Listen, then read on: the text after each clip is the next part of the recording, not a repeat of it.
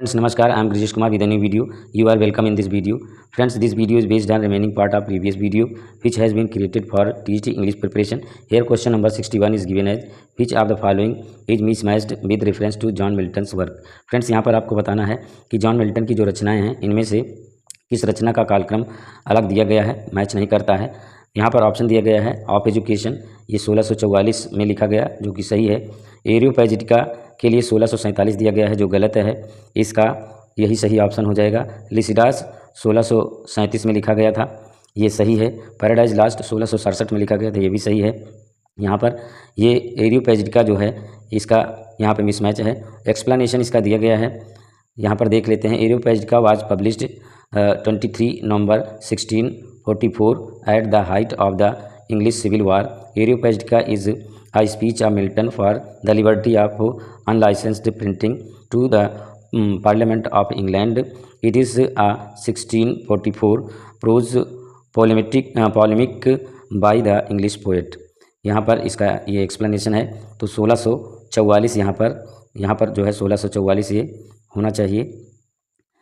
Next question number 62 is given here. Question number 62 is as follows. Yes, question number 62 दिया गया है यहाँ पे. Which one of the following verbs is not followed by correct preposition. Friends, यहाँ पर आपको बताना है कि कौन सी वर्ब है जिसमें करेक्ट प्रीपोजिशन का यूज़ नहीं किया गया है. तो यहाँ पे दिया गया है एंटाल गैमेट विद, ये सही दिया गया है. एंक्सस एट, ये यहाँ पे गलत दिया गया है. एंक्सस ऑफ होता है, एट नहीं होता है. So correct option is B. Bound to सही दिया गया है. बेनिफिशेंट भी सही दिया गया है. यहाँ पे question number 63 which one of the following statement is incorrect with reference to colon. Colon के अनुसार यहाँ पर दिए गए ऑप्शन में कौन सा स्टेटमेंट है जो इनकरेक्ट है, यहाँ पे आपको बताना है. इनकरेक्ट स्टेटमेंट, तो इनकरेक्ट स्टेटमेंट यहाँ पर दिया गया है the colon is use to separate two related clauses. Colon का यूज जो दो क्लास को अलग करने के लिए यूज़ किया जाता है. So correct option is D. ये गलत यहाँ पर दिया गया है जो इसका स्टेटमेंट है. एक्सप्लेनेशन भी यहाँ बहुत अच्छे से दिया गया है इसका.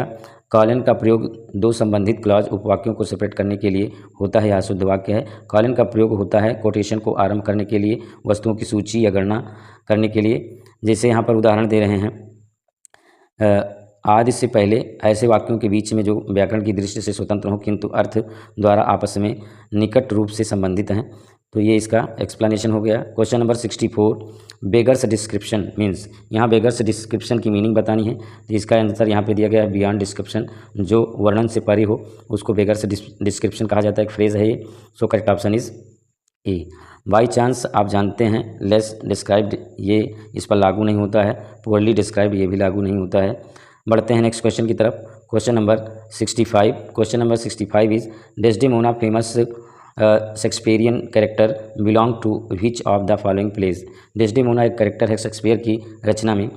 आपको बताना है कि दिए गए ऑप्शन में से ये किससे बिलोंग करती है. तो यहाँ 65 के लिए इसका आंसर हो जाएगा Othello.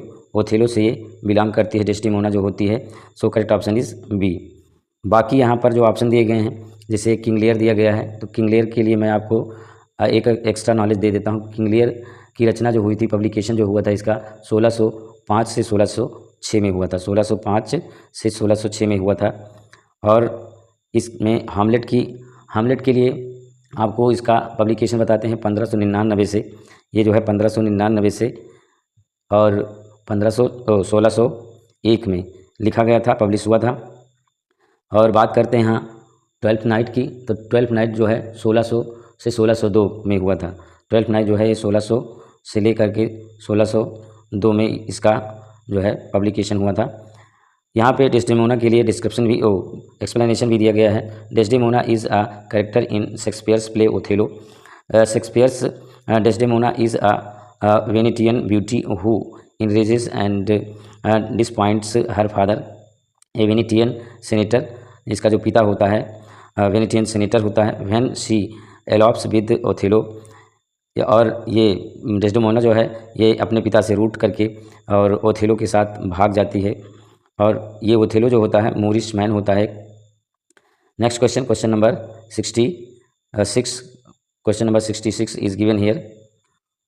Life's but a walking shadow dash, it is a tale told by an idiot, यहाँ एंड नहीं बल्कि एन है, an idiot full of sound and fury signifying nothing, aforesaid lines spoken by Macbeth अकर्सिंग। ये आपको बताना कि ये लाइन किस एक्ट और किस सेन में और किस रचना में आती है। तो इसके लिए यहाँ पर आंसर हो जाएगा एक्ट 5 सीन 5 में मैकबेथ की लाइन है। So correct option is B.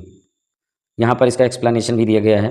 The above lines occur in act 5 scene 5 of Macbeth when Lady Macbeth kills herself. ये लाइन जो है एक्ट 5 और क्या कहते हैं सीन 5 में आती है, जो कि मैकबेथ से ली गई है। इसमें लेडी मैकबेथ जो होती है स्वयं को मार देती है।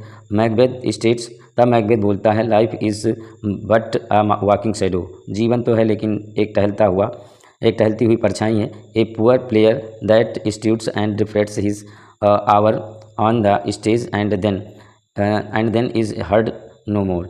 In other words, Macbeth compares his existence to the condition of being a mere ghost. यहाँ पर जब डेस्टिमोना मर जाती है तो जो मैकबेथ होता है अपने आप को एक भूत के तरीके से पाता है।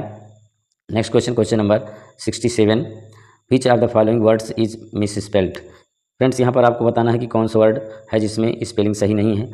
तो यहाँ पर डी ऑप्शन में दिया गया है कॉन्शियसनेस दिया गया है, कॉन्शियस दिया गया है। यहाँ पे कॉन्शियस जो शब्द है यहाँ पर स्पेलिंग सही दी गई है इसकी, देख सकते हैं आप। यहाँ पर जो स्पेलिंग दी गई है ऑप्शन में वो गलत है और यहाँ पे एक्सप्लेनेशन में सही स्पेलिंग इसकी दी गई है।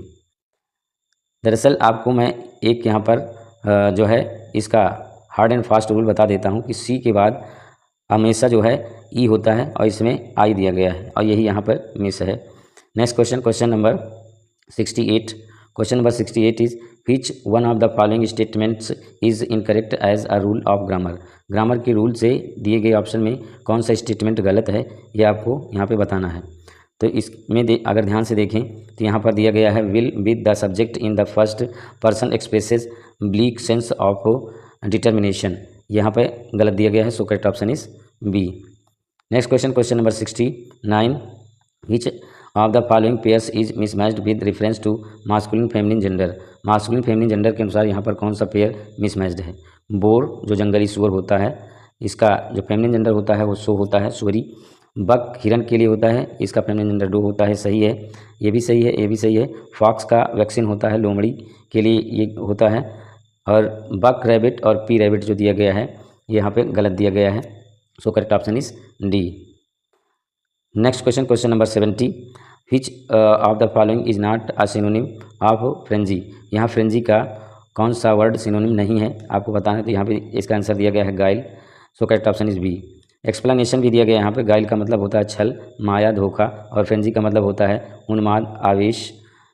Next question, question number 71, question number 71 is given here. Question number 71 is as follows. Yes, in the first folio edition of Shakespeare's dramas, which play was omitted?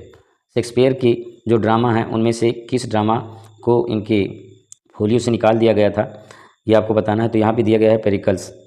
ये एथेंस का राजा होता है और इस पर ये बेस्ड ड्रामा लिखा गया है और इसका जो कालक्रम है पेरिकल्स का 1606 से 1608 है। 1606 से 1608 इसका जो है कालक्रम है। इसको इनकी फर्स्ट फोलियो जो कि 1623 में तैयार हुई थी इसमें से निकाल दिया गया है। बाकी यहाँ पर जो दिए गए हैं सारे ये फर्स्ट फोलियो में आते हैं। A Midsummer Night's Dream, Titus Andronicus ये भी आता है, मैग भी आता है।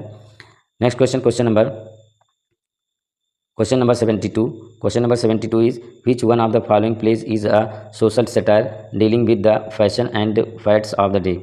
यहाँ पर आपको बताना है कि निम्नलिखित प्लेज में कौन सा सोशल सटायर पर आधारित है। तो यहाँ पर इसका आंसर दिया गया है लव्स लेबर लॉस्ट, जो कि विलियम शेक्सपियर की रचना है। So correct option is C.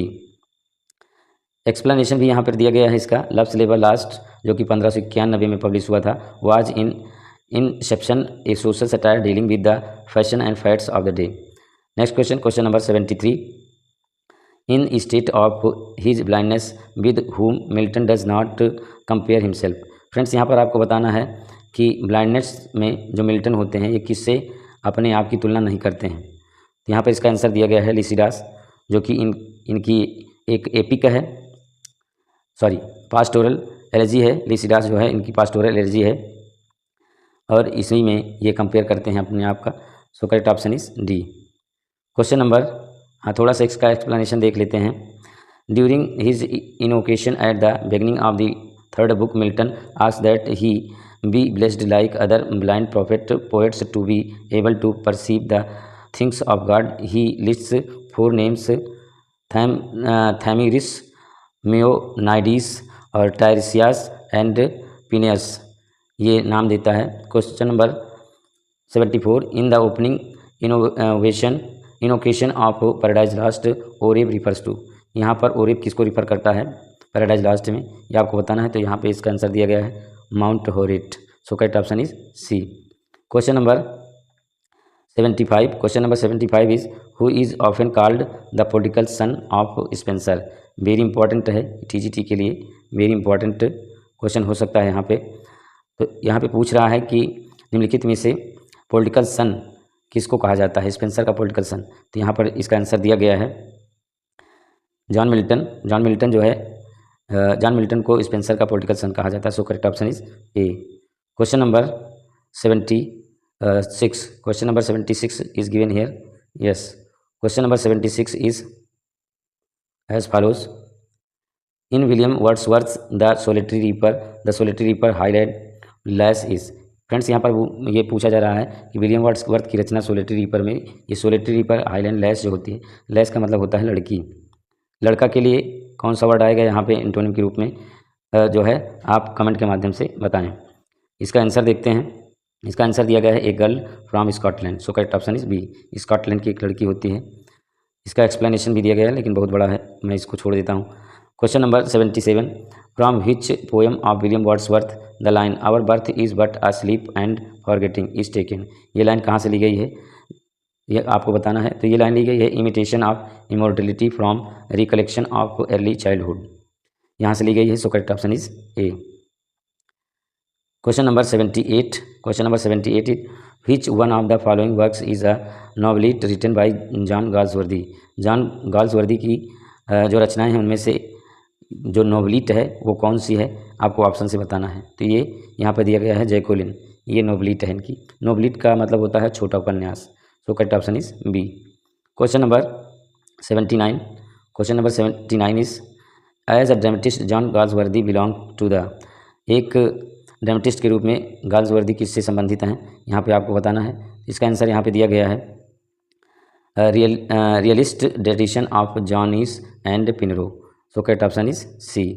Next question, question number 80, question number 80 is as follows. Question number 80, in the Forsyte Saga the Forsytes belong to. Forsyte Saga जो कि John Galsworthy की रचना है, इसमें जो four sites होते हैं ये किससे संबंधित होते हैं, यहाँ पे आंसर दिया गया है टिपिकल सिटी फैमिली से ये संबंधित होते हैं। So correct option is B. इसका एक्सप्लेनेशन भी यहाँ पे दिया गया है, थोड़ा सा पढ़ लेते हैं एक्स्ट्रा नॉलेज के लिए। In the Forsyte saga, यहाँ स्पेलिंग गलत है, सागा ये होना चाहिए। The Forsytes belong to a typical city family, the story of upper middle class family in England in the late 19th and early 20th century. Friends आज के video में बस इतना ही। यदि वीडियो आपको अच्छा लगे तो लाइक करें, ना अच्छा लगे डिसलाइक करें, कमेंट करना बिल्कुल भी ना भूलें। और यदि इस वीडियो से आपको कुछ लाभ मिलता है तो please support me and subscribe my channel to get notification as soon as you wish. Thank you for watching this video and sharing your valuable time for watching my video. Thank you once again.